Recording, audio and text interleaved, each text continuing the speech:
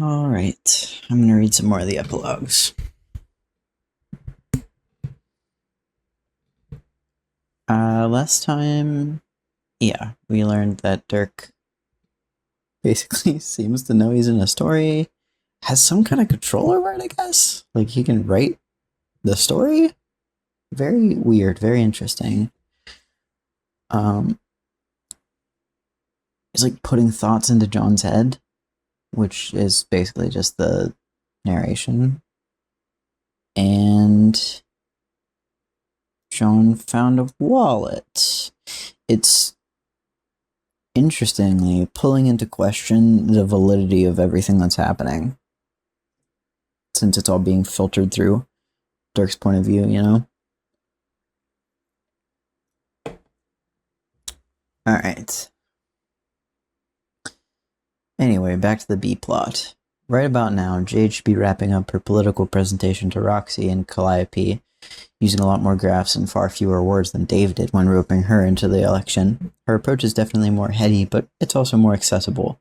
Jade's got this disarming combo of head in the clouds, flaginess, and the kind of legit down-to-earth cred that can only be earned by having done something like cutting open your grandfather and stuffing him full of polyurethane foam.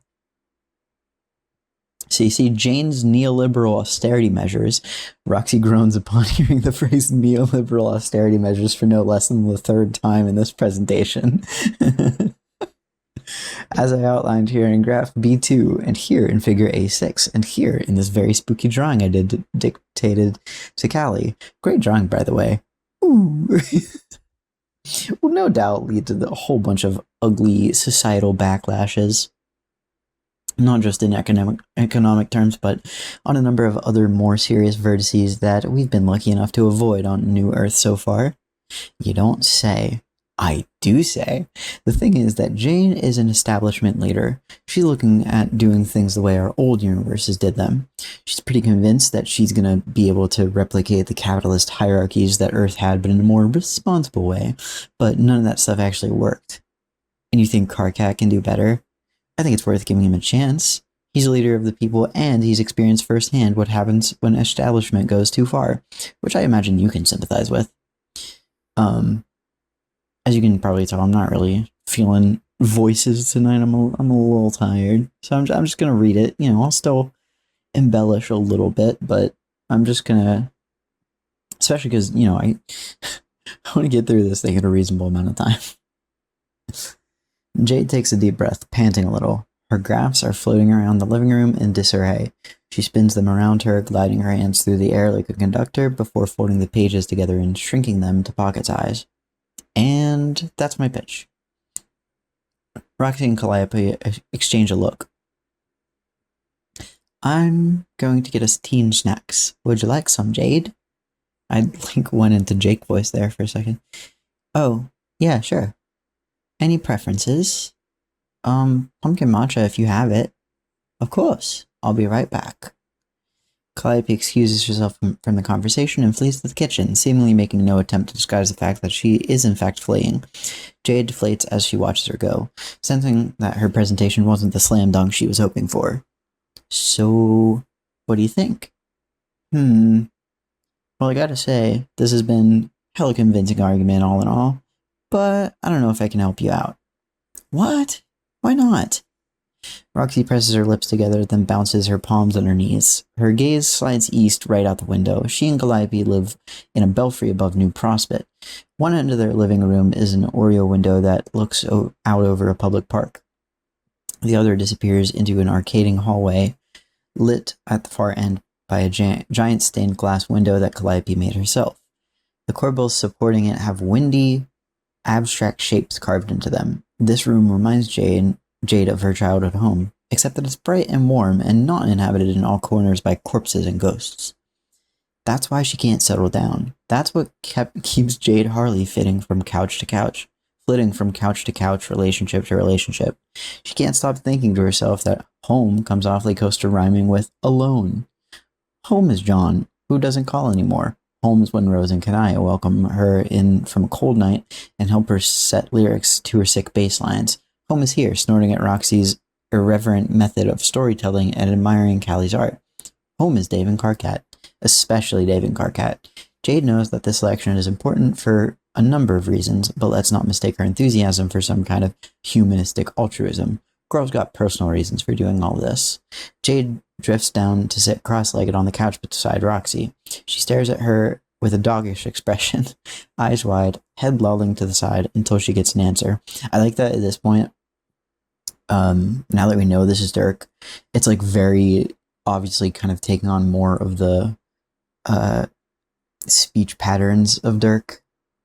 Not like overwhelmingly so, but like there are a lot of the sentences that when it was just the regular narration might have seemed a little weird, but like knowing that it's coming from a person's mouth, God, it's so weird because like we always knew like technically it's coming from a person because it's being written, but like, you know what I mean? Like it doesn't feel like some sort of just omniscient, nebulous narrator now. It's like, oh yeah, this is Dirk narrating this story to us. I just don't really care about politics that much, I guess. Roxy turns to face Jade again, smiling apologetically. Also, this election is all kinds of personal. I mean, if I came into your house and asked you to make some grand political whatever against your BFF, would you be all, oh yeah, totes, sign me to fuck up? I'm all about sowing of discord among my childhood friends. Let me guess. Dirk got you first. Not even. I got no problem telling Dirk where to stick it. But Dirk's not the one running. You think he's not the one pulling the strings behind the scenes? Sure, but give Janie a little credit. She's got more moxie and ambition in her pinky than the rest of us all got together. She's been planning this for years, but she's, you know, ruthless. Roxy frowns. Jade is being pretty unfair. Fragile. She's got to be Miss Perfect all the time for the billboards and press meetings. Always wearing those power suits trying to look like a big bad bitch. You mean like the Condis? Wow, ouch. I'm not just imagining it though, right? You see it too. No, not to dredge up something horrible from your history, but the whole image is just kind of woof. Is that what you guys think? You and Dave and Karkat? Well, yeah.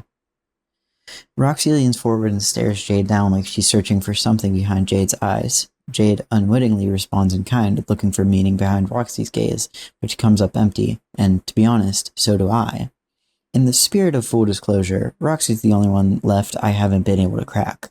Her mind remains a total enigma to me, just like it always has. If I had to guess, it's her void powers that make her invisible, even to increasingly omniscient parties such as myself. For all intents and purposes, it's like her thoughts don't exist. She's the same person as far as I can tell. She still wears her heart on her sleeve, but the bottom line remains. Roxy Lalonde is still utterly fucking inscrutable. Well, Jane's not perfect. Roxy shrugs and runs a hand through her hair, which has been recently cut shorter than usual. And I don't know if she'll be a good president, but she's not Betty Crocker. And I love her, and I don't want to hurt her feelings. And that's pretty much all there is to say on the matter. Calliope returns from the kitchen with 3 cups, a handmade teapot, and some candied cakes. Jade finally relents. Fine, I understand. Callie, what about you? Calliope sets down the snacks and brushes Jade's skirt aside so she can sit down. She puts a claw to her mouth and makes a facial expression more complicated than you'd think a skull would be capable of. Oh, I'd rather stay uninvolved, thank you. I feel like interfering in both politics and a personal argument between friends would be impolite as well as kind of stressful, to be honest. Yeah, sorry, Callie, I probably shouldn't have put all that on you. Less apologizing, more snacking. Calliope claps her hands together. It's a bright noise. Her tone of voice is bright too. All these years, and she still can't believe that she has so many friends. She smiles at Jade, and Jade smiles back. The tea tastes great. The cakes are even better. Callie's an artist in everything she does. See, the thing about the narrator being Dirk is like he says like he's omniscient and is learning everybody's thoughts, but we still don't know that, and we also don't know that he's telling us everything. Which I think, I mean, more than think, I'm pretty certain that's intentional. So like the stuff that's actually happening, I can totally believe, but something like like this, right? After, all these years, she still can't believe she has so many friends. These sort of internal thoughts being relayed to us is like they're all now up for debate, basically, or up for kind of, maybe he's not giving us a full picture, or he could be outright lying. I don't really have any reason to believe that at this point, but it's an extra layer on top of the story to think like, am I being told the whole truth right now? Is reality being distorted in some way? It's interesting. Wow, Callie, you're such an amazing hostess. Roxy, you're so lucky to have her. Roxy giggles awkwardly. She gives Jade a gentle jostle, an elbow to the ribs, and lowers her voice. Psst, not her, them. Oh. Jade tenses up and pales, turns a wide eye to look at Calliope, who is still smiling politely. She realizes a bit too late, and then the profoundly insensitive nature of her social misstep. Oh! She grabs one of Calliope's hands. It's Calliope a non-binary character? Like, I keep wanting to say canonically, and then realizing that the whole point of this is that it's like half canonical. I hate that. I don't hate it in context. I hate it for the sake of discussion, because like how do you go about that when you're discussing things? It's like, I guess I can say in current continuity. I don't know, because like if you say something canonically or whatever, there could be the response of, it's not canon. It's not canon. Nuh-uh. That didn't happen because this doesn't count because it's not in the original comic. It's like, man. Okay, I'm gonna say something more about that when we get to the end of this page. Hold on. She grabs one of Calliope's hands. Oh wow, I'm sorry. I didn't mean to be culturally insensitive. Have I just been stupidly calling you a girl for years, like a big fat dummy? Oh no, I'm such an asshole. You are absolutely not an asshole. I didn't mind being called a girl. I still don't really mind. It's just not exactly accurate. But it did take comfort in being a girl for a very long time. This is something I've only recently decided. Yeah. Roxy pauses, even though the lilt of her voice makes the sentence sound unfinished. She stutters the next part out. Me too, actually. You? Oh yeah, we are both the they household now. Pack steal thing. Things are non-binaries fucking around here. Two at once. Let's go. Wait. What? Dirk being surprised is really funny. Really? Yep. Well, I mean, that's probably a dumb and bad way to say it. Don't tell anyone I said it that way. Ruffle. But yeah, that's about what's going on. Roxy? Seriously? Like I said, fucking inscrutable. I never would have guessed. Not that I spent much time contemplating issues related to gender. I'm pretty sure my expression of masculinity, and pretty secure in my expression of masculinity, and you know what? Fuck this. I don't know any explanation of any sort on this topic. I'm confident with who I am, what I am, my gender, as well as my understanding of the concept. You want my honest opinion? It's fucking fantastic. Good for them. Both of them, I mean. But also, both of them in a singular fashion, since each one now can individually be referred to by the conventionally plural word them. I'm ecstatic for this personal development they've embraced for the people they are, the lack of gender they identify with, and the pronouns they prefer. I've got no problem with it whatsoever. And frankly, it's fucking insulting anyone would ever imagine otherwise. So yeah, I'm gonna allow it. Carry on. What is this paragraph? Is he... I'm trying to... How is this meant to be read?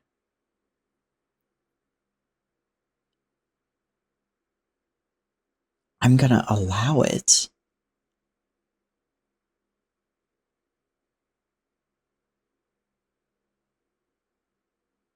Was there... It's insulting to that anyone would imagine otherwise? Was that like a fanon like response? Was that Dirk is like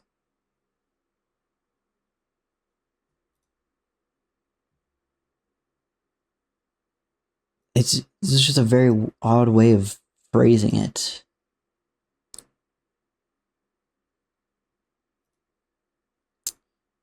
Okay. I don't know how to take this yet. Whatever. We'll see. Wow, that felt good to say aloud, man. Hell of a way to come out. It's okay. I don't want to make you uncomfortable. I know. But I am curious. If you need to talk about it, I mean. Maybe. Callie and I have been talking about it a lot. I'm packing all kind of baggage with their alien stuff and my human stuff. And so I got to thinking, what even is gender? Am I right? Oh, yeah. That makes sense, I guess. Jade looks to where her hands are folded in her lap, bites her lip. She has her own concerns about this, her own thoughts. Reasonable thoughts, I'd say, but I'll refrain from any further comment. I'm staying away from the subject from now on.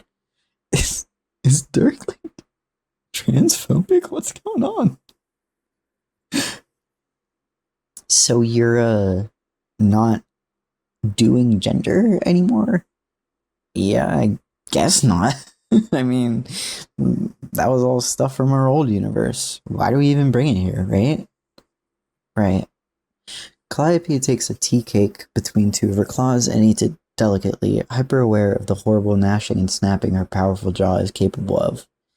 My idea is about shit between two of their claws.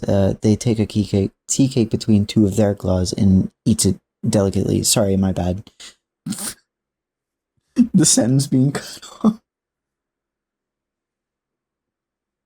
Were entirely influenced by my time watching Earth. I suppose I only thought to myself as a girl because my brother took masculinity quite seriously, by which I mean he became very enthusiastic about all the things it supposedly meant to be a boy. Cherub existence is dichotomous, but not in the same way human biology is. I suppose our view of the human culture indirectly influenced Alternia's development, which in turn affected yours, which is something I've had a lot of time to think about since we came here. It's all so very circuitous and arbitrary. Yeah, exactly. Like, when you think about it, so much of what Earthsea thinks about boys and girls should do comes straight from the imagination of a bunch of dumb teens, which is totally fucked. Sure. Jade nods quite thoughtfully. She'd be a doggy's fucking uncle if she wasn't gonna come across woke as hell about this. Truthfully, though, it was making sense to her. Eye-opening, really. Why hadn't anyone told her this was even an option when she was younger? She probably would have loved being a they when she was a teen. It was like Act 6 all over again. It was like Act 6 came out and it was like, everybody is bi. And now this comes out, everybody is gender queer. I mean, what am I gonna do? Get married and pop out 100 babies? No? Exactly. I mean, once upon a time, I guess I thought about that, but I don't think it's really what I wanted. I just liked the idea of me and Dirk making some smart-ass awesome kids together, because I like the idea of Dirk. And also, literally no one else on the entire planet was alive at the time, but we had some babies without even being consulted about it anyway, so whatever. Your kids are pretty cool. I know, right? Personally, I'm a big fan. And like that, Jade's smiling again. The storm clouds passed so quickly in her world, you almost wouldn't have thought there was anything wrong at all. Roxy and Calliope certainly didn't notice. But there is something wrong. And this time, they'll notice.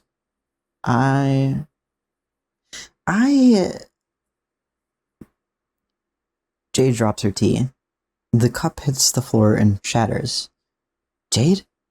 She takes in a sharp breath. She's not feeling well suddenly. She's dizzy, feverish, seeing things beyond her field of vision. A blinding flash of light. Black perfect circle, burning a hole in her eyes. She tries to stand, but her knees wobble and knock together. Roxy shoots out of her seat and catches her before she hits the floor. Oh shit. Is she okay?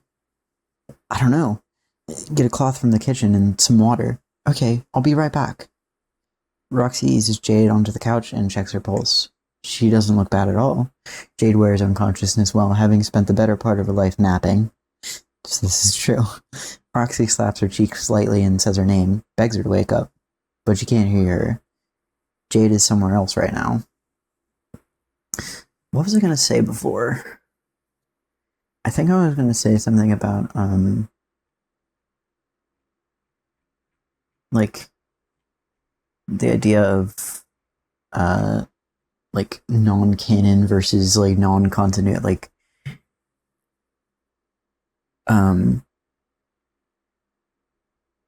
it feels like maybe, like, I was just going to say, I'm of two minds about the decision to call everything in the original run canon and then everything after it is like post-canon, and like kind of give people the decision to decide whether or not they want to take it as like quote-unquote canon. I like it. I like it a lot. I think it's really cool. I think it's kind of what Homestuck is all about in a way. It's always been such a fan-driven, community-driven kind of property. And so I think kind of, in a way, essentially surrendering the franchise to the fans and saying like, okay, this is all yours now. Like, there is going to be official stuff still, but like, it's all yours. You know, if you can either take it or leave it, you can have this be basically whatever you want it to be now. And I think that's beautiful. I really do. I think it thematically works very well for the story. I think it gives people a lot of freedom in the way that they would like to engage with it as a property. I think it's great. But I think an unfortunate side effect of that is like that it does make those kind of discussions a bit more difficult, because I feel like there has to be sort of a clarification before any discussion is had about a character or like a certain plot point, because, you know, if you want to talk about a character and where they're currently at and like what you think has been done with the way they're written and the way their story is going, there kind of has to be clarifying, like, okay, are we taking post-canon into account? Because there's probably going to be completely different considerations and missing pieces if you only take OG Homestuck, or, you know, things that recontextualize things in the original, if you do take this stuff into account. And so I think it really complicates things, and it also, I feel like, unfortunately, maybe gives people ammo to like invalidate others' like reads of certain characters. Like, I've definitely, even without having the context for it, I've definitely seen people like argue about depictions and like opinions about characters, specifically because it was like someone was taking into account the post-canon stuff, and, you know, other people being like, okay, well, that doesn't count. You can't say that counts for the character because, you know, it's post-canon, it's not canon, so we don't care about that. Like, we shouldn't care about that. And I don't know. I just feel like that's maybe unproductive. Maybe just not a great way to think about it. And I don't necessarily want to tell people that they have to care about this stuff, because you definitely don't. You know, I mean, literally you can engage with media in any way you see fit. And especially something like this encourages you to engage with it in whatever way is like the most fun and the most satisfying for you. But I hate that it kind of like becomes this discourse machine for people to endlessly talk about whether or not people should care about what comes after the original comic. And it's like, man, come on. Just, if you want to talk about this stuff, talk about it. If you don't, then, you know, just don't join those conversations. And like, I'm sure interesting conversations can still be had only considering the original comic and not taking into account any of the post-canon stuff. either way, things can be interesting, things can be engaging in fan works, in fan discussions. There's lots of ways to read the story, and I don't think enforcing any one way or the other is the answer. I don't really have a central point. I guess that's it. It's just engage with it the way you want to, but maybe also entertain other people's ways of engaging with it. Maybe, think about them and join discussions and entertain the idea that there are other ways to read not only Homestuck, but every piece of art. It's very interpretive, and I think being in conversation with those other ways of reading it is kind of the best way to get like a full, very fulfilling picture of what you do like and what you do appreciate about a piece of media, as opposed to kind of dismissing others who have a different way of going about it. Yeah, I don't know why I'm like on a soapbox right now. I've definitely seen that before, and I like I said, I think it's just maybe kind of an unfortunate side effect of the decision to be like very open about like the quote unquote post canon nature of all of the later stuff. I don't know. Maybe you disagree. If you disagree, let me know, honestly, because I think there's a lot to talk about there. Jade gasps awake and begins to spiral. Her body vibrates, sending waves of space distortion out in all directions. But there's nothing to absorb those distortions. No space, no nothing. She's floating in a void of pure, overwhelming light. She feels it even before she feels the pain from the wound in her chest, the vast emptiness surrounding her. The absolute abyss once known as the furthest ring. For a moment, she has the feeling that she's recalling something. Images and sounds in her head that resemble memories, but the memories aren't hers exactly. They seem to be someone else's. There's an older version of Roxy, someone with a cheerful green skull for a head who was Roxy's girlfriend? Something about an election. No, this doesn't make any sense at all. The memories are slipping away quickly. Quickly they dissolve, and soon they're completely out of her mind's reach, like she's waking from a dream. Just like that, they're gone. All that's left are memories belonging to her, along with the dire predicament for which she must claim responsibility. Her friends, Lord English, this great nothingness, this savage wound in her chest, that black hole.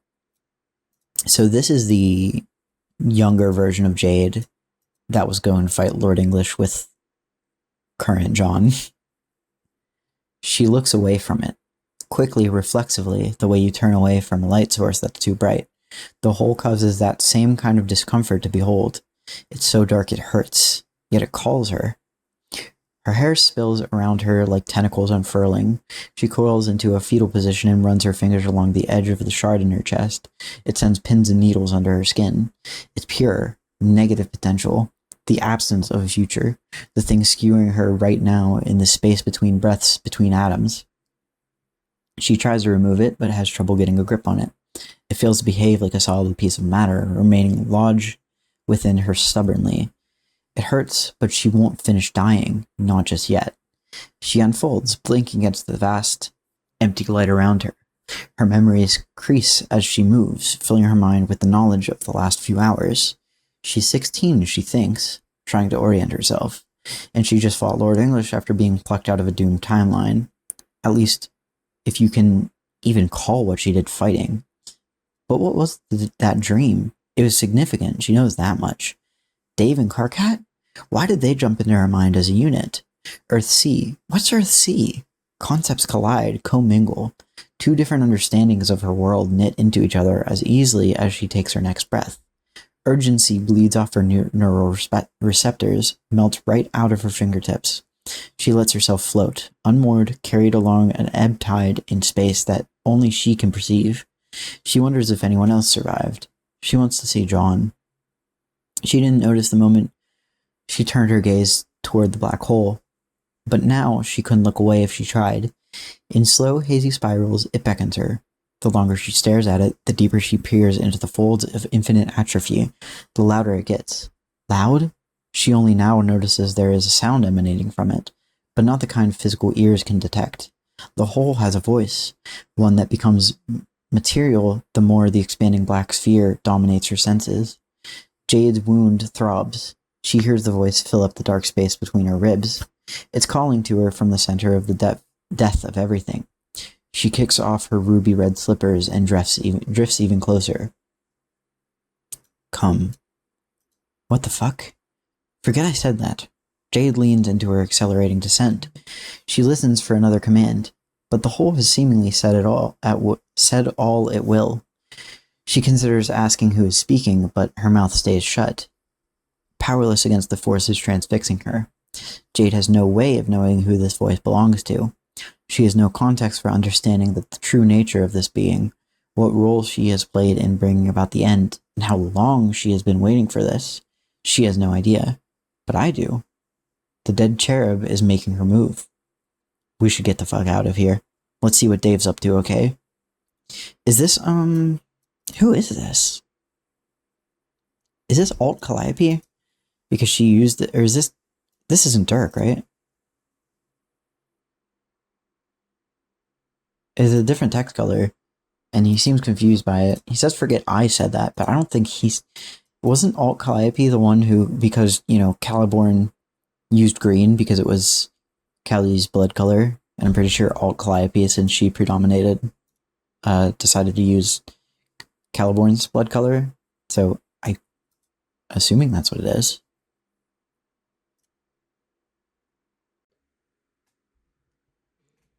Holy shit, that's disgusting. Don't be a fucking xenophobe. I'm not being a xenophobe. Karkat doesn't respond immediately. He shuffles his feet to the edge of the outcropping they're standing on and stares down at the brood pit, where the mother grub of Earthsea is squelching out unfertilized jelly. Dude, you know I'm not a xenophobe. No answer. The silence makes Dave actually back up for 3 seconds and think about what the hell just came out of his mouth. He's worried that maybe he said something wrong here. And he was being horribly insensitive inside a place that's probably holy ground for the few Alternia-born trolls left alive. Maybe flippant xenophobia isn't the best look in front of your alien pseudo-boyfriend when it comes to jamming about the irreconcilable biological differences between your species. Dave could definitely be handling this situation with a certain measure of restraint or grace. But he's got my genes, so he decides to handle it in a different way than that. That's pretty funny. That was pretty good. I mean, that's what this whole election thing is about. Having your back when it comes to this reproduction issue. Well, that and the economy. Let's not lose total sight of the economy in this critical discussion. But I'm almost as passionate about this troll speciesism thing as I am about the economy, which you may or you may not have known is my number one issue. My wheelhouse, you could say. But my other wheelhouse is like giving a fuck about your feelings and culture and shit. Karkat still doesn't answer. He's staring real intently at the jelly. Dude, hey, Karkat, are you listening? Yo, Karkat, are you listening? Hey, dipshit, shut up for a minute. I'm not ignoring you because I'm mad. What? That wasn't what I know that you perish like a delicate lilac bloom in the Wait, what? I know that you perish like a delicate lilac bloom in the fucking desert if not showered with my verbal attention at all times.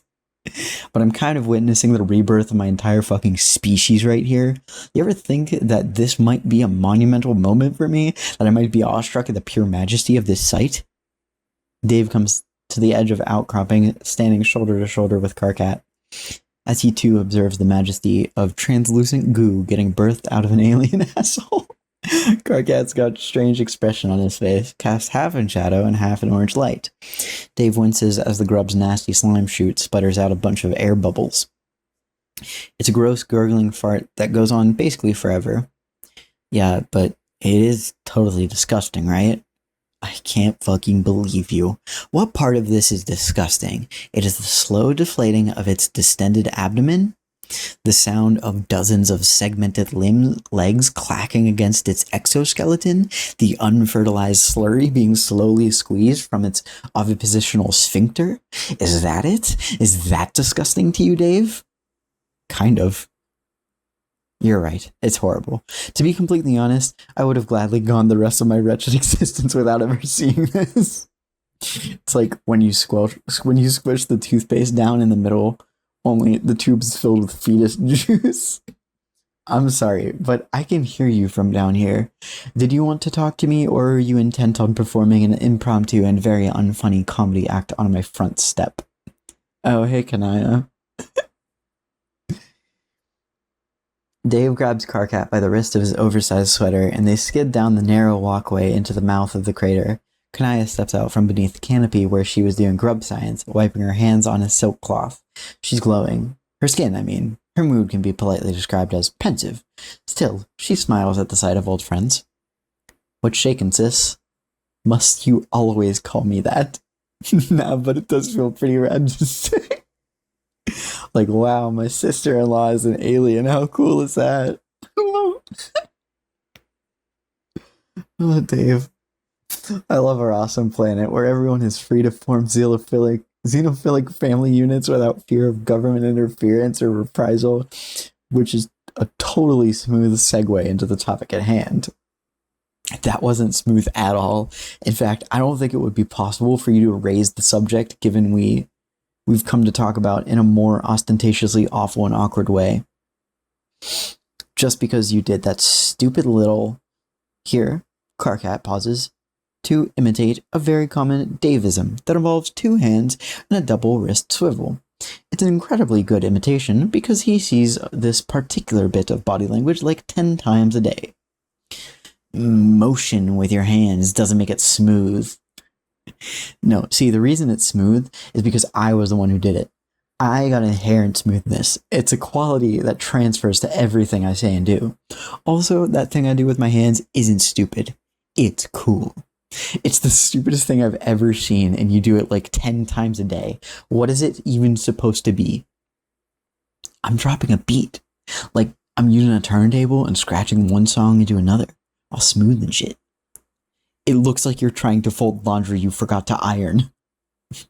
Dude, you have never once in your life ironed a shirt.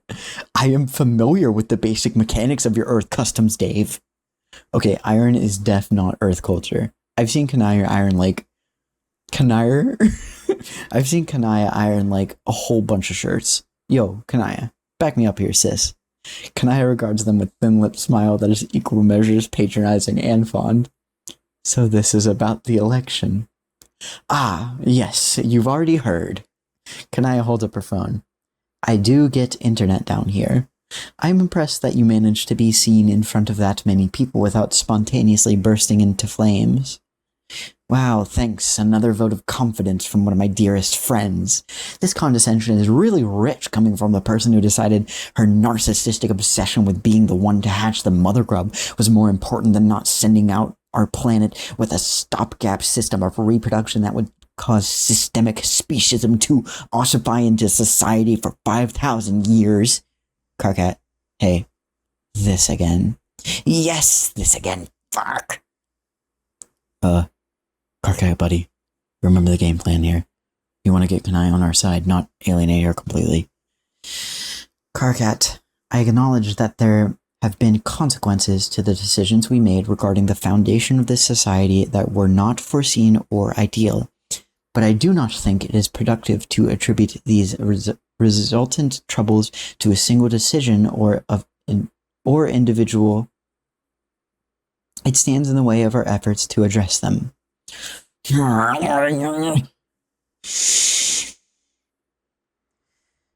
know as well as I do that we must present a united front. Please do not misinterpret my tone. I have nothing but the utmost faith in you. Kanaya reaches out to put a hand on Karkat's head.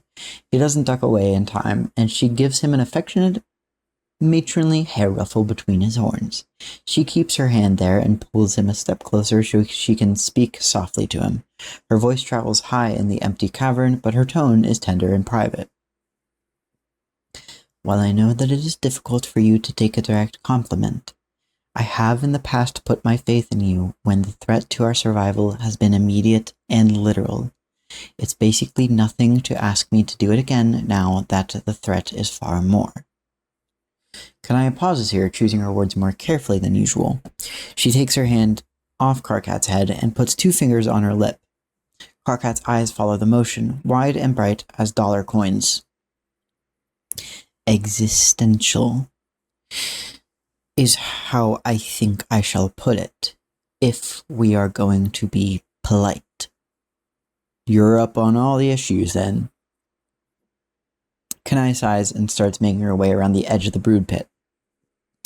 How could I not be when it concerns me so directly? She lifts up the hem of her skirt and jumps in. Dave is watching her, but Karkat is looking contemplatively at his entwined hands. Kanai is right. It's almost excruciating for him to take a completely unironic compliment, especially face-to-face, like what she just said to him. I understand this about Karkat. It's one of the precious few things he and I have in common. We internalize and project the quality in very different ways, however, which is why I am going to win. Jane has been here to speak with me recently, in fact. No fucking way. She was quite cordial, as always. You know I do like Jane.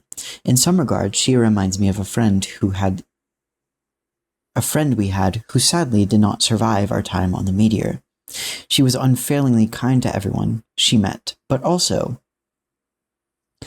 happened to be the heiress to the throne of a vast and bloody empire. And while she had a lot of opinions on reform, she had already wrenched some of her power from our last empress in the traditional manner.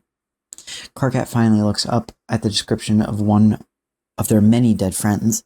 Kanai carefully steps between the puzzles of brood jelly and approaches the mother grub.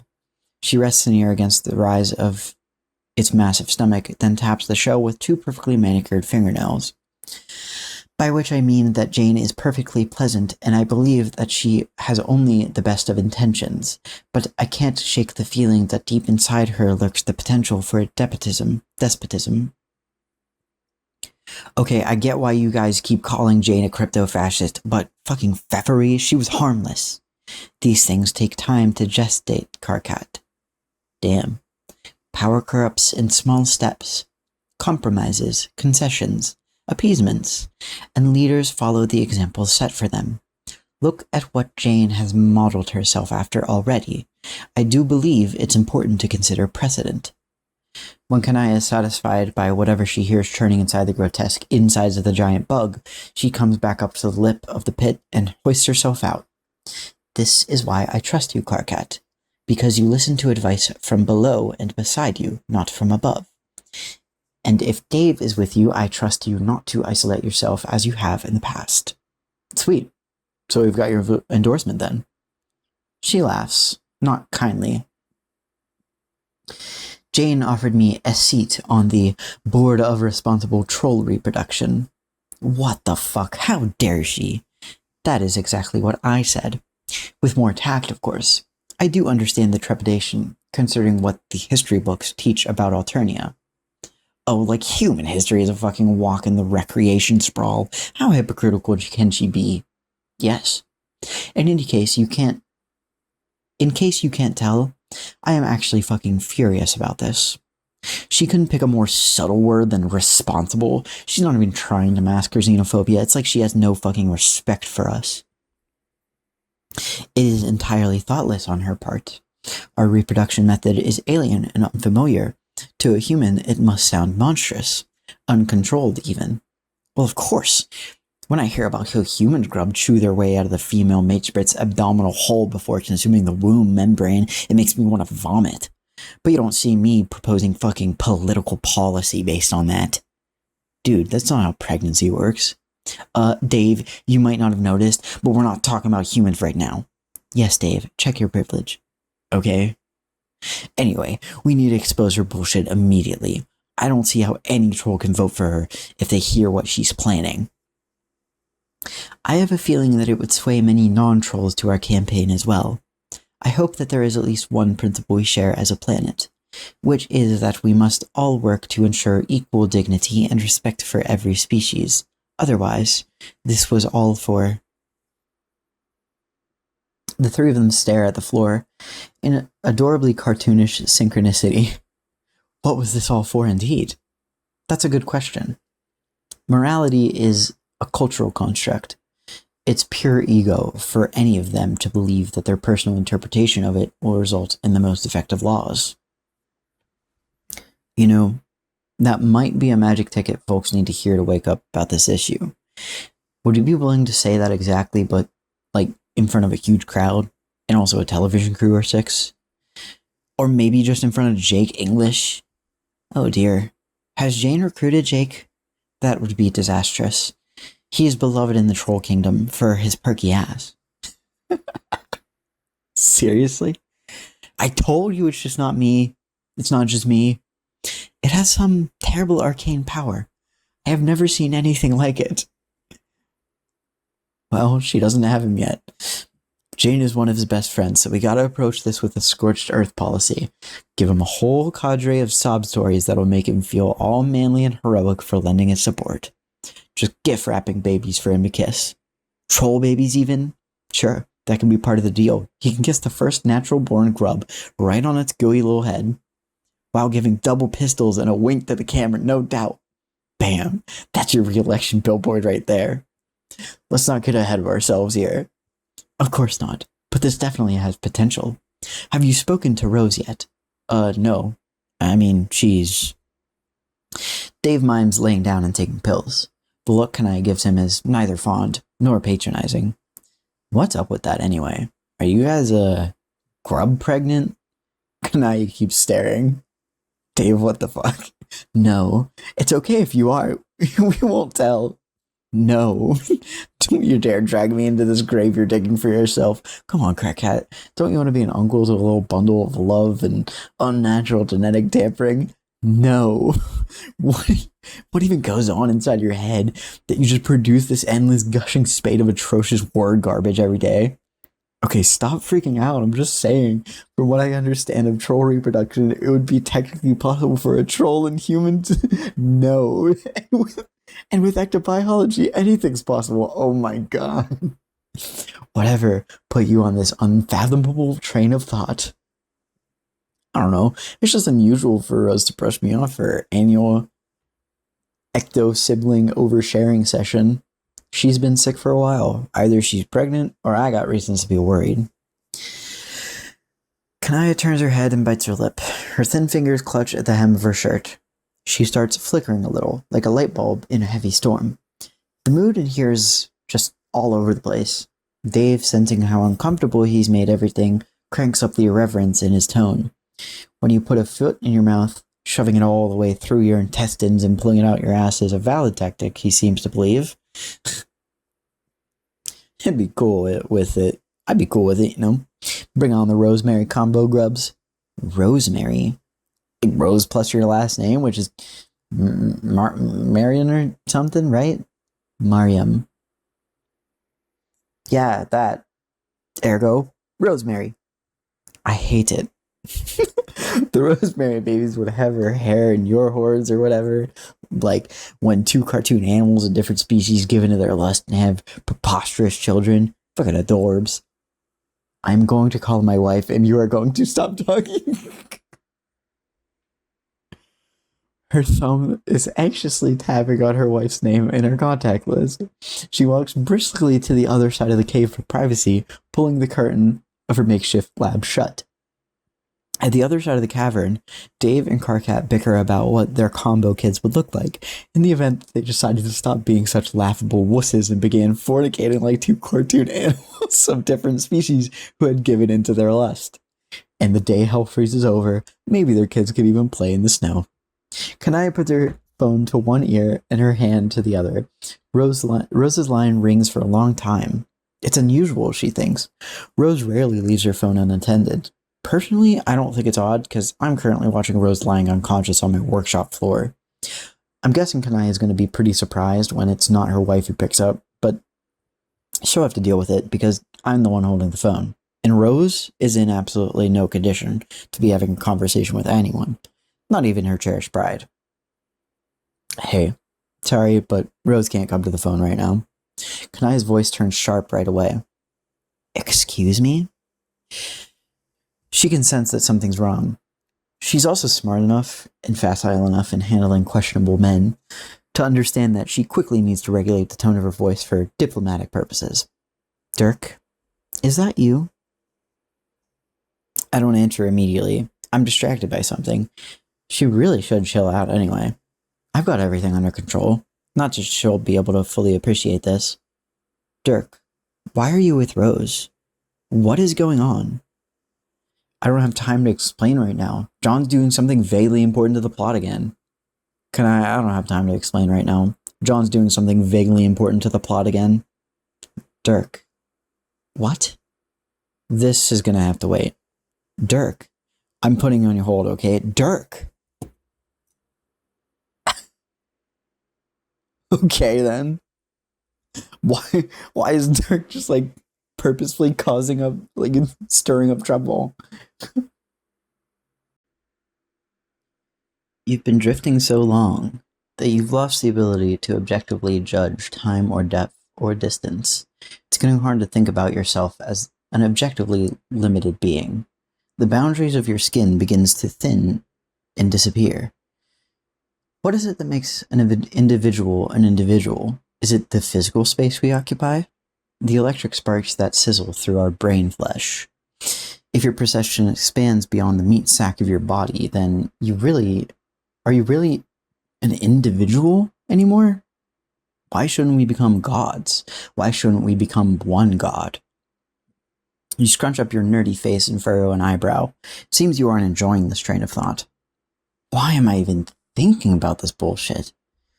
Sorry, dude. That's what's on my mind right now. I'm having a phenomenological debate in my third year. That's way more popping than your little hero's journey into the belly of quarter-life crisis. Ah. Turns out, you don't have time to worry about the voice inside your head because you hear the one outside of it. At first, you don't think it's real. You think it must be an oral mirage. Then, it calls you the fuck out. Yo, blue guy, get the shell down here. You whirl around, upside down. You look up, then down. There she is. She's clinging to a random server beacon, looking a little worse for wear, but still grinning. You float on down to greet her. Thank God. I was beginning to think that no one else was alive. I'm not alive.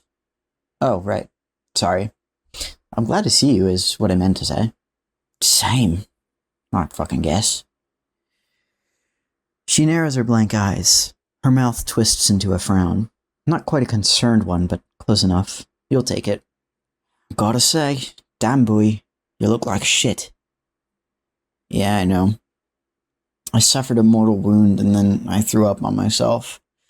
Other than that, I'm okay though. What about... God, the fish puns I feel like are like more proliferous and like even more of a stretch than ever with Mina. What about Lord English? You bite the bullet or what? I don't know. What the hell? Why did I just make her like country for a sec? Hey, it's me. It's Mina from Texas.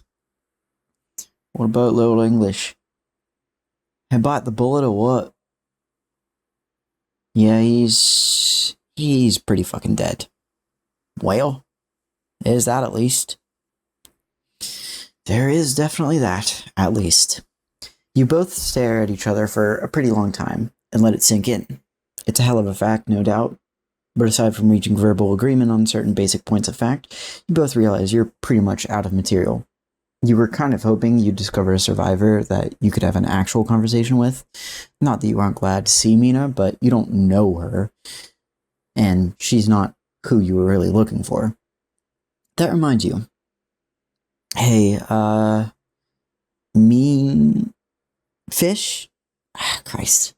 Me fish? No, I know that's not your name. Jesus Christ, I'm sorry. It's Mina. Right, Mina. Have you by any chance seen Jade around? Who the fuck is Jade? This is, without a doubt, one of the worst conversations you've had in many, many years. And you aren't just thinking that because I'm telling you, you are. Well, she's... I don't know. I mean, really? You don't know Jade? Why the fuck you suppose I'm tight with some random ass hoe? Jade's like a big deal. I thought you were kind of important too. You didn't even know my name, dog. Ugh. You've never been accused of having stellar people reading skills, but even you can tell the look on her face says it all right now. Wait a minute. Do you even know my name? Is it a two-way street, you know? Nah. Nah, what? So you don't know it? Like, joke something? No, it's John. Joke is my biological father. I mean, Jake. Jake is his name. Damn it. Halfway through this exchange, Mina pulls out a small clamshell-shaped accessory kit and begins to file her nails. She almost dislocates her jaw by yawning the moment you mention Jake. Alright, we're veering off course. Jade is my sister. I think she's still out here, somewhere. Have you seen her? Nah, man. Your entire body deflates. This is going nowhere. Turns out me-fish is fucking useless. You decide to do her, as well as yourself, the favor of completely ruling out the possibility of eliciting any valuable information from this person. You exhale and just let some stuff off your chest. Man, I just didn't expect everything to go to shit so fast. That's how shit always goes. Yeah, I guess. So, never mind Jade, have you seen any other survivors? Like, anyone at all? Nope. I ain't moved from this floating hunger trunk looking piece of shit since I got my bass kicked. Right, bass, yeah, fish. Well, you're the first one I've seen too. Oh. There's another awkward silence. You spend most of it looking at your feet until something occurs to you. So what's your plan now? Plan? Yeah. You're just gonna hang around here in the middle of nowhere, doing nothing forever? That's what ghosts are most good, ain't they? That's what ghosts is most good at, ain't they? You don't have to stay here. I can take you back with me to my planet. I mean, after we're done looking for more survivors? Mina stares at you for an uncomfortably long time. She looks you up and down, like she's making certain calculations. On the one hand, spending infinity clinging to a fridge like space computer circling a black hole sounds like a drag. On the other hand, will her coolness and street cred be able to survive any prolonged association with this dumb blue nerd? That's what she could be thinking, you think. You hope not, though, because if true, it would hurt your self-esteem. She finally appears to make up her mind. Nah, why not? Okay, for one thing, genius, I'm dead. I won't even last on your planet. I'll just, like, fade away or some shit.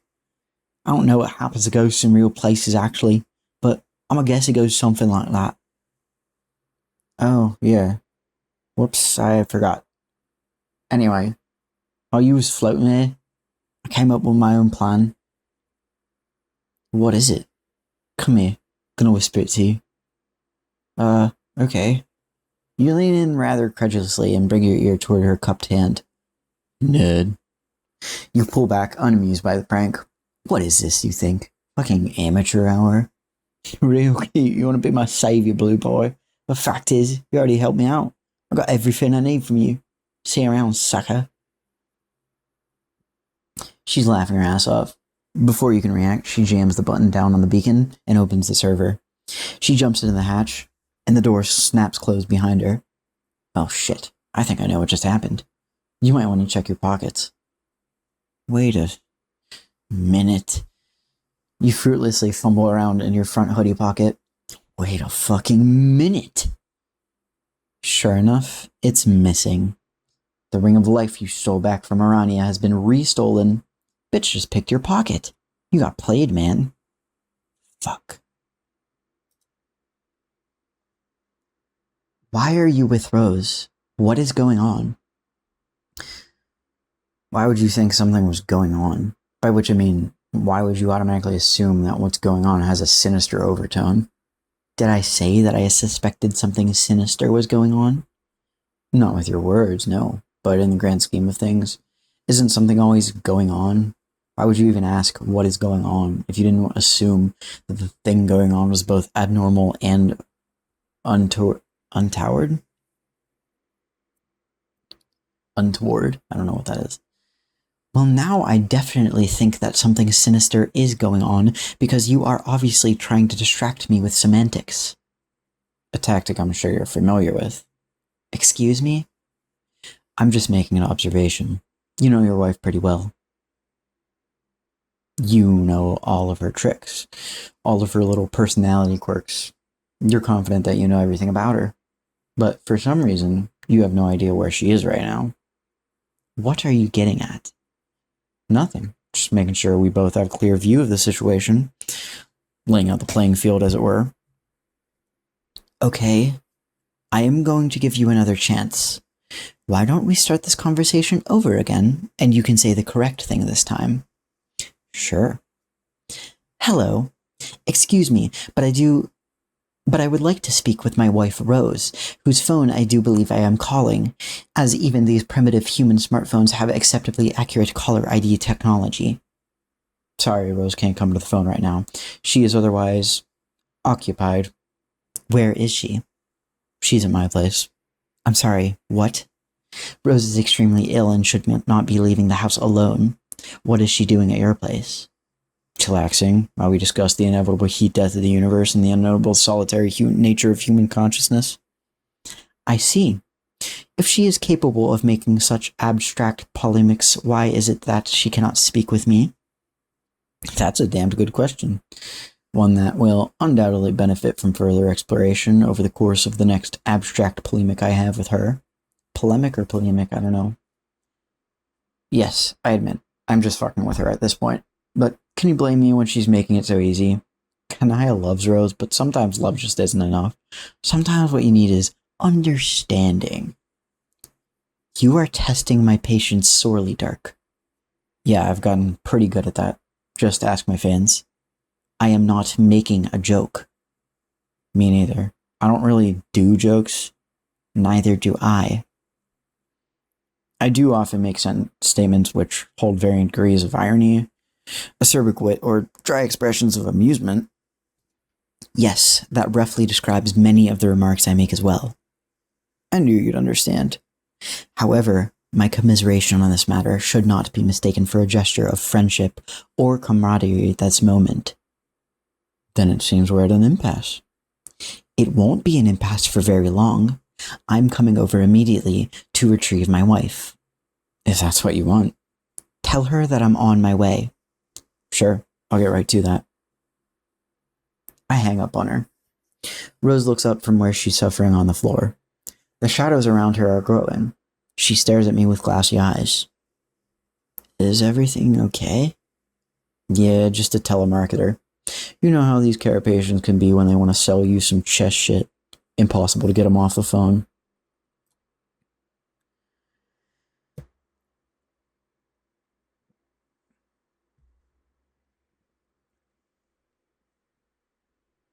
The server Mina fled through is a distant speck now. You look back and can't even unsee it anymore. In fact, you're not even sure you're looking in the right direction. You are utterly adrift, continuing your lazy orbit around the black hole. The only thing you are sure of is the fact that your ring of life is freshly pilfered from your not-so-fresh-looking hoodie. It doesn't really bother you, though. It's not like you had any plans for it. Taking it from around you was like a bonus, as far as you're concerned. Extra life ring? Nice. Maybe it'll come in handy someday. Scratch that now. The young Condis has it, and is probably hatching bold new plans as we speak. Not that those plans will ever have anything to do with you. Hours and hours slip by. Your eyes start to hurt, and the wound in your chest starts feeling numb. It's a disconcerting combination of sensations. After a while, you think about tending to your wound. There must be something in your dad's wallet, that you could use to bandage the gash. You eye the wallet and try to imagine what could possibly be inside it that would be of any use on a medical basis. A straight razor? You'd probably fuck yourself up even more if you tried to perform surgery. You notice you can't seem to make yourself care about healing yourself long enough to continue entertaining ways to MacGyver your body back to health, using nothing but the contents of a wallet belonging to a middle-aged, shaving-obsessed pipe enthusiast. You put the wallet back in your pocket. A glint of red catches your eye, just ahead. Then it's gone. No, there it is again, another glint.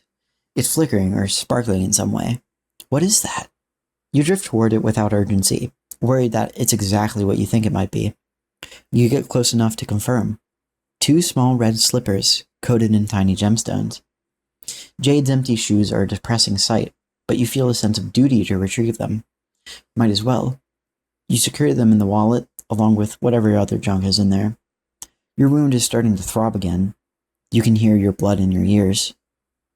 The rush of your pulse is so loud that it almost sounds like the engine of a rocket sputtering to a stop.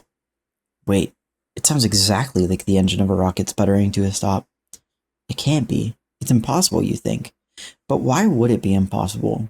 Isn't this what you were out here for, even if you couldn't admit it to yourself? What's the point in denying it now? You turn around. There she is. Yes. There she is, with flaming red rocket wings. She hovers in place, looking not a whole lot different from when you last saw her years ago. Her arms are crossed over her chest, making knife-like angles where her elbows jut out. She's giving you a look of absolute disregard. It's an expression of exasperation, so performative and habitual, it sends bolts of aching nostalgia and fondness through your heart. Dumbly, you raise your hand and give her a dorky little wave. It does not adequately communicate whatever it is you're feeling right now, but then nothing else would, you suppose. She waves back, but hearing her voice is what makes it real. Hey, loser. By the way, Terezi is one of my favorite characters.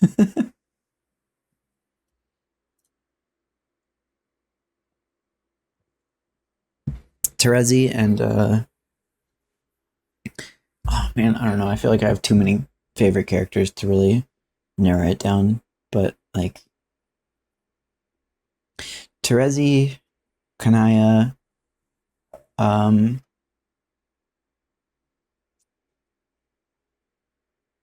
let's see, I don't know, I feel like maybe they're kind of my top 2. I really love Dave. Kind of to a lesser extent, Aradia and Nepeta.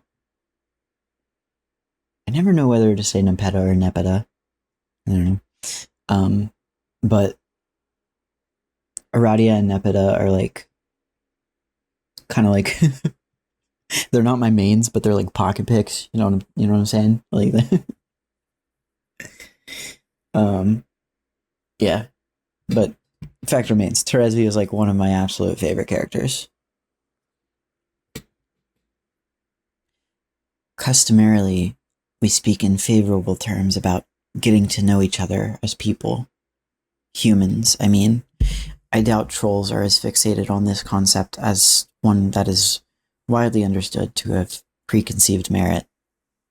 The more we learn about each other, the more the barriers between us fall and the closer we become. And since birth, this idea is stationed in the part of each human mind that is perfectly immune to the dangers of challenge or scrutiny. To grow closer, to know each other, is what it means to embrace our mutual humanity, what it means to be vulnerable, what it means to realize an intimacy implied as a form of divine birthright, and to question this in any ways, to succumb to dysfunction, to pathological insularity, to sociological sin. It is to renounce humanity itself, is it not? Yo, hold on a sec. This shit is dynamite, I promise. Gotta take care of something. Rose's phone is ringing, and I know I'm in for an encore of my last dead-end conversation with Kanaya, so I block her number. I like to be able to attend to Rose in peace. It's only cordial for me to give the greater percentage of my attention to someone I actually invited over. The nagging wife can hold her horses. Rose isn't speaking to me directly. She's been relocated to somewhere in the workshop a little more comfortable than the fucking floor. There's a serviceable couch along the far wall, placed there for visitors, but never once used for that purpose until now. I cleared off the sparse parts and circuit boards that were piled up there, and laid her down in the reclined position she's in now. Her head is in her hands again, hair falling over her shoulders. Her face is entirely hidden from me. Her shadow has faded to light behind her, assuming the shape of a rose-like apparition. I nod to her, and she continues. When she speaks, it's almost as if it's the apparition that's doing the talking. Man, what's up with Dirk? I don't know. I mean, I get the sort of impartialness for the most part because of the whole, like, knowing most things. So I get being impartial, but he seems absolutely, like, just, like, downright aggressive towards Kanaya. Like, it seems different for her specifically. It seems more than just, like, you know, he's not really concerned, like, whatever, like, no feelings one way or the other. He's just straight up, like, being mean to Kanaya. But is it really a good idea to know a person, know them inside and out, so thoroughly that no secrets remain? If two people were to know each other in such a complete way, what remains of their individuality? If you're going there, we might as well start at the bottom and define what an individual even is. Oh, dear God. I place my hand on my chin and broadcast the appearance of being deeply pensive about philosophy all of a sudden. She gulps hard, broadcasting her grim realization that I have indeed become serious as shit about this. Literally any kind of intellectual pablum could pour out of my mouth any second, and she's not prepared. For all she knows, I'm about to start quoting. It's a name. Kierkegaard? Please don't start quoting Kierkegaard. You've never even read Kierkegaard, have you? Like you have? Alright. I must. I have to. I have no choice. Just tell me how to say it. I assumed it was a philosopher, but please tell me how to say it.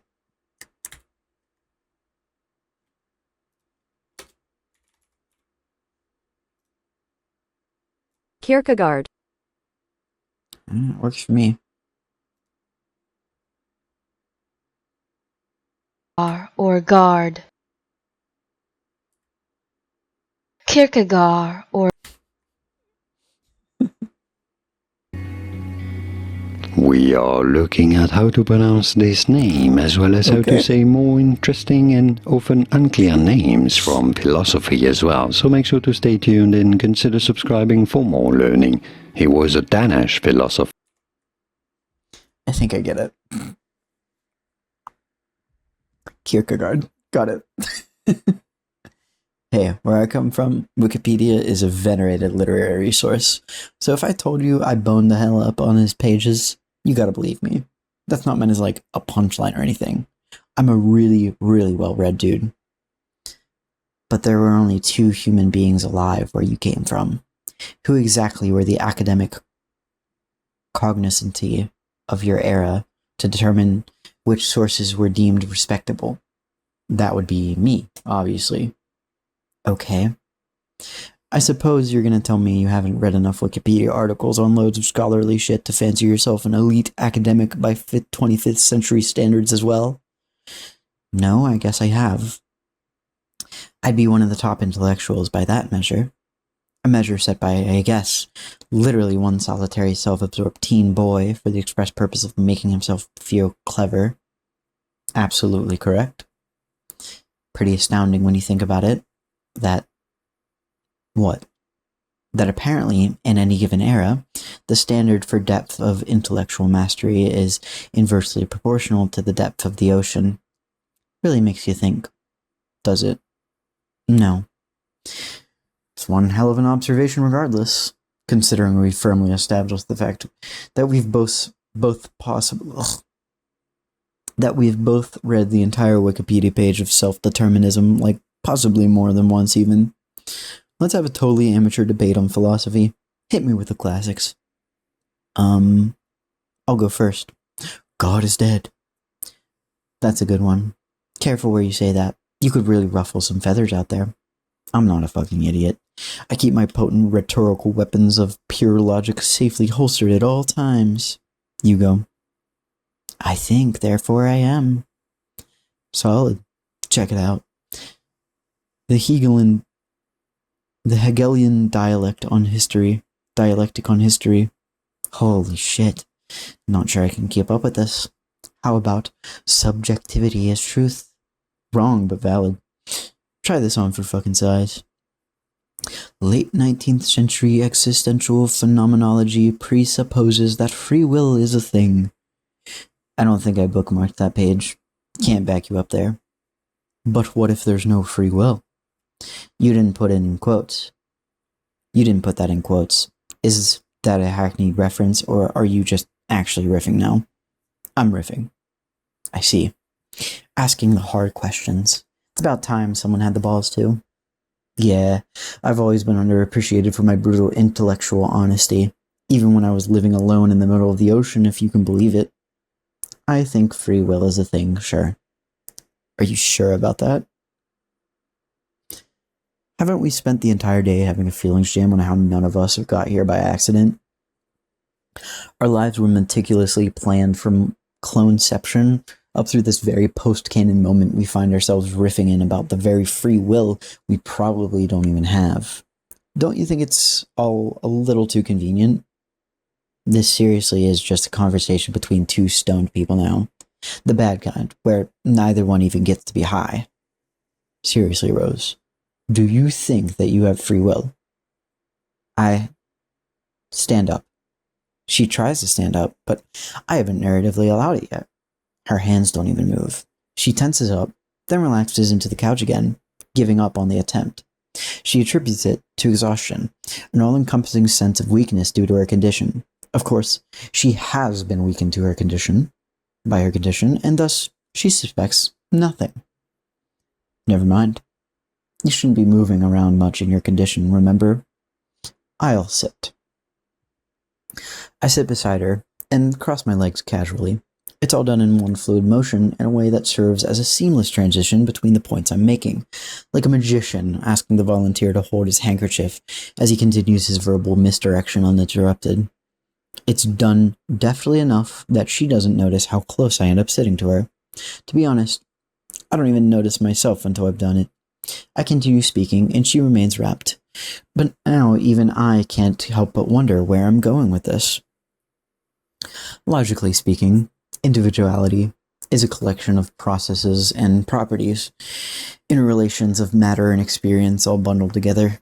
Your experience and processes don't want to be bundled together anymore.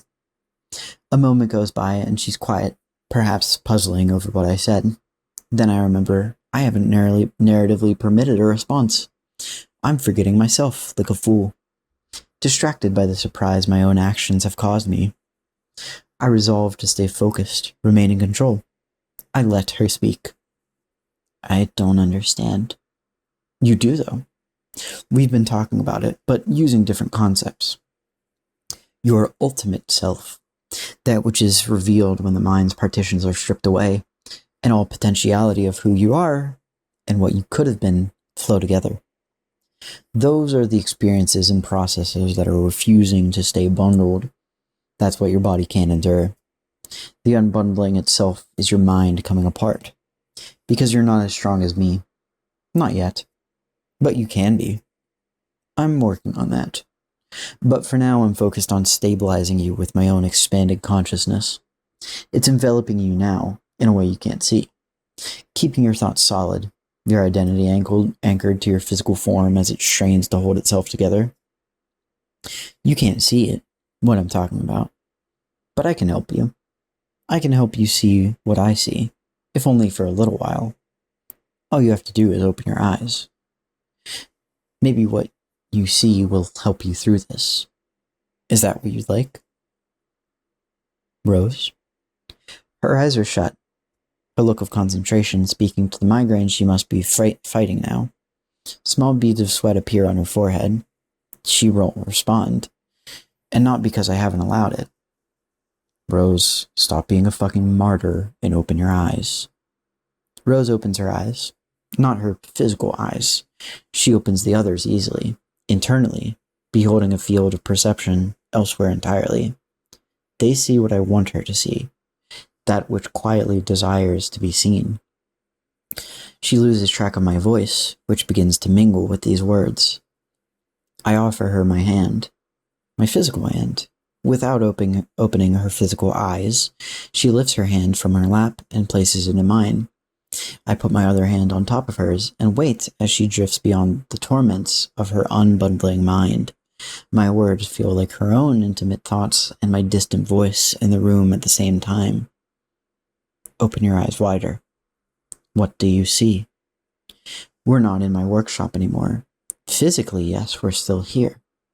But on a higher textual plane, we've pulled back from that, from Earthsea itself. Rose takes a shuddering breath and runs an invisible pair of hands afforded by her new sight over the narrative whole cloth and begins smoothing out the wrinkles.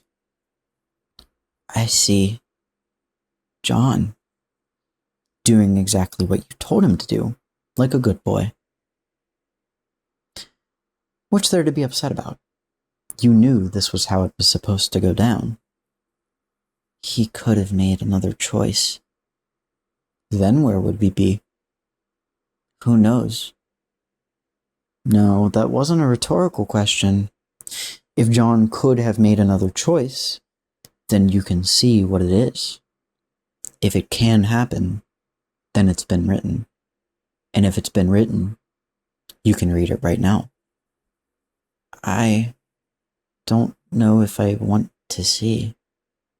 If there's no free will, then there's no regret either. Look harder. She looks harder. I'm not going to describe what she sees.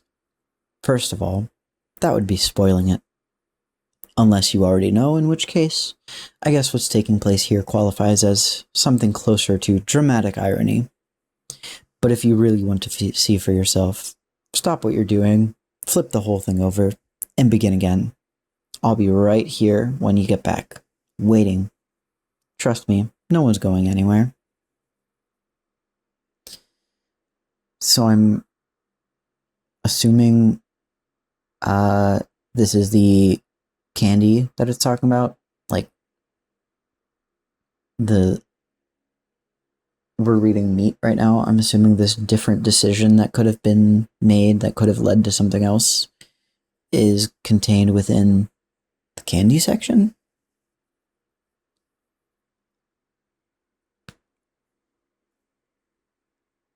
So I guess I'll see. I don't know if I should actually go over to that, or if I should just keep going and then read that. I'm just gonna keep going. I'll get to candy when I get there, and we'll see if that's the case. I'll remember this moment. It's fine. So what do you think? It's difficult to say.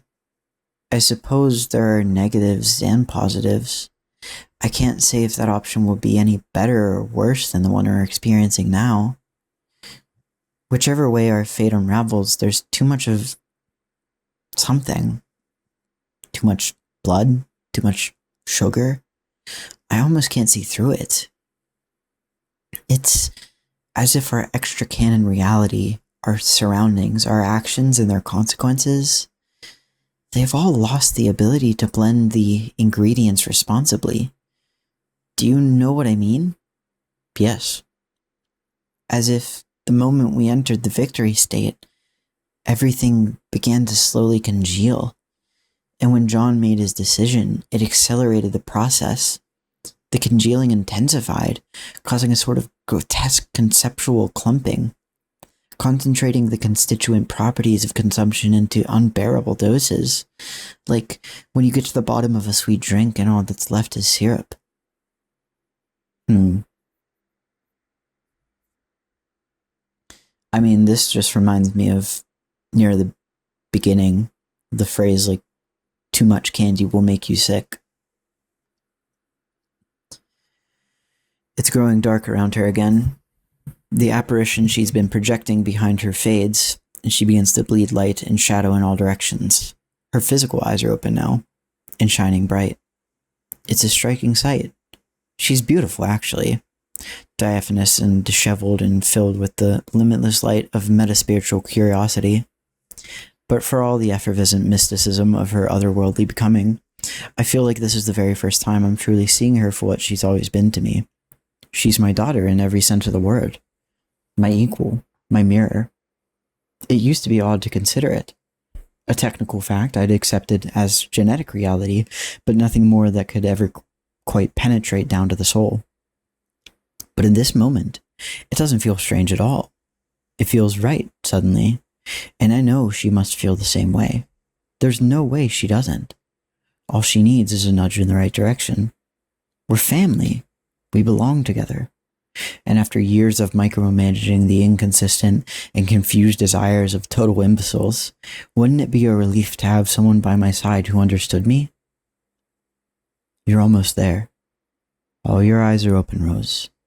Now all you need to do is take a step off the precipice.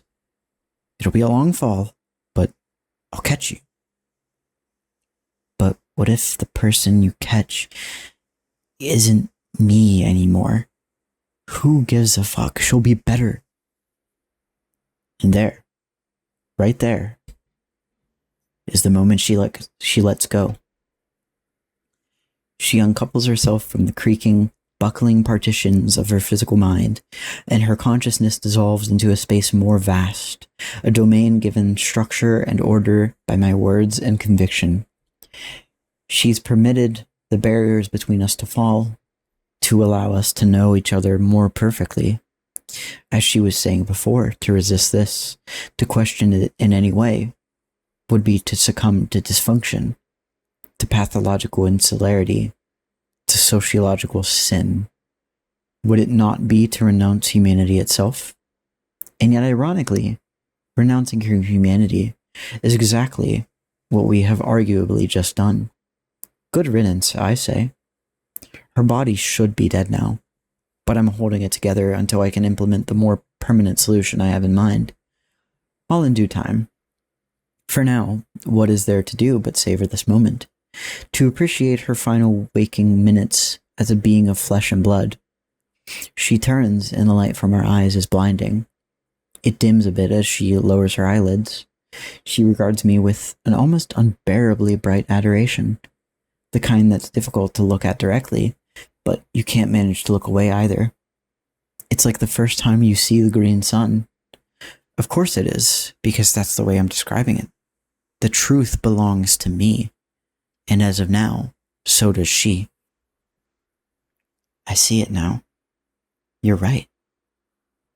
Have I ever not been? You. A wrinkle in her brow. It smooths out quickly. She murmurs to herself, trailing off quietly. What time is it? I step forward and steady her, hand firm but gentle against her cheek. That's all she needs, a stable anchor. Rose, does time even exist? You already know the answer. Dark is scary. I don't like this. Dirk is scary. So, obviously, Dirk is extremely controlling and manipulative in this instance. And the weird thing is, I'd seen people discussing that being part of his personality in the original comic. And I could see it, but I definitely didn't think it was like to the extent that people were saying. I was like, okay, that is something I could see that being an aspect of his personality. Like I definitely would read some of that from him. But ultimately, my kind of thought on it was like, yes, that is definitely part of him. But I think in the end, he still seems to be like a caring friend. And so he doesn't let that manipulative part of him overwhelm the part that wants to care and like be good to others. So to me, this is a bit of a turn, which again, it's kind of hard to call it uncharacteristic when we've been introduced to the fact that he is omniscient now. I've always really liked that kind of like, I don't know what you call it. It's like an intersection between cosmic and psychological horror to kind of entertain the idea of like, what would that do to your psyche to know everything, to know the thoughts of others, to know like the fate of the universe, basically. And in this case, to know that you are words on a page, right?